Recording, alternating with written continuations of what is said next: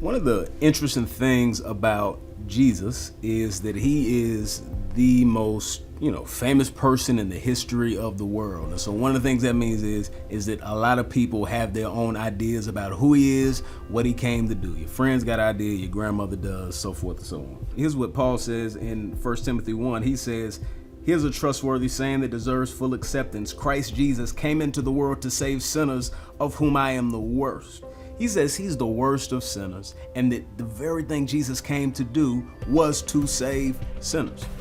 So here's one of the things we get confused about. One, we think Jesus came for all these perfect people who have it all together. That's not what he did.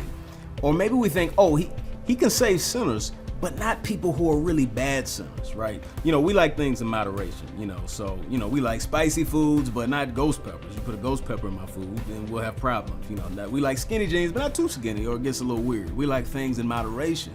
And so sometimes we assume then that Jesus saves, but he saves in moderation. Like he saves sinners, but not those sinners. They're the worst. And not those people who sell drugs, not those people who are sexually impure. But what Paul is telling us here is that Jesus does not save in moderation. Jesus saves even to the extremes. So that Paul says, "In me, the worst of sinners, I was shown mercy," so that he can display his immense patience. The thing about Jesus is he has an immense amount of patience that he cannot wait to show off. And that he saves even the worst of sinners to show us that no matter how bad of sinners we are not too far gone. So if we're somewhere today where we think, you don't understand the stuff I've done, the things I've said to people, I want you to know you are not too far gone. No one's too far gone to save. The grace of Jesus goes even to the extreme.